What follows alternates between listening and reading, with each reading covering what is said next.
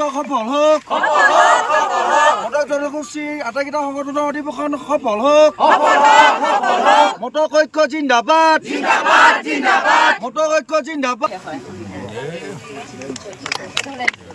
আমাৰ মাজত উপস্থিত আছে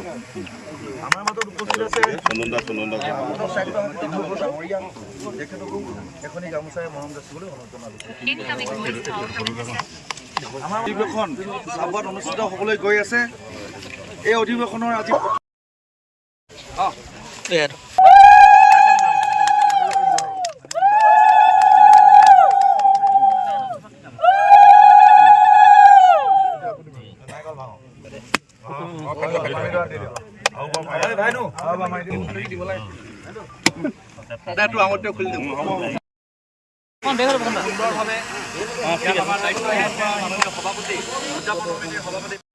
এটা সুন্দৰ পৰিৱেশত আজি আমি লাইখুটা স্থাপন কৰিলোঁ, য'ত আমাৰ সদৌ অসম মটক সন্মিলন, সদৌ অসম মটক যুৱ ছাত্ৰ পৰিষদ, সদৌ অসম মটক মহিলা পৰিষদ, মটক ছাত্ৰ সন্থা, মটক যুৱ ছাত্ৰ পৰিষদৰ কেইটি সংগঠনৰ সহযোগত 5, 6, 7, 8 4দিনীয়া কাৰ্যসূচীৰে এই কাৰ্যসূচী লোৱা হৈছে। আৰু আমি আশা ৰাখিছোঁ অসমৰ জনপ্ৰিয় মুখ্যমন্ত্ৰী মাননীয় ডক্টৰ হিমন্ত বিশ্ব শৰ্মা ডাঙৰীয়াক আমি নিমন্ত্ৰণ কৰিছোঁ।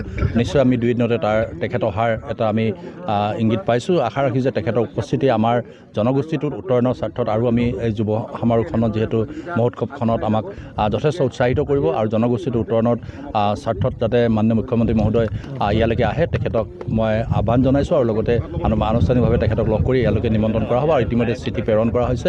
মই ভাবোঁ মটক জনগোষ্ঠীটোৰ উত্তৰণৰ স্বাৰ্থত যদি এই যুৱ মহোৎসৱে এটা ডাঙৰ ভূমিকা ল'ব। আৰু আজি আমাৰ মাননীয় সভাপতি উদযাপন সমিতিৰ প্ৰশান্ত নেওগ ডাঙৰীয়াৰ খুব তেখেতৰ প্ৰচেষ্টাত আমি আশা ৰাখিছোঁ খুব সুন্দৰভাৱে এই সমাৰোহখন সম্পন্ন হ'ব বুলি আমি আশা ৰাখিছোঁ।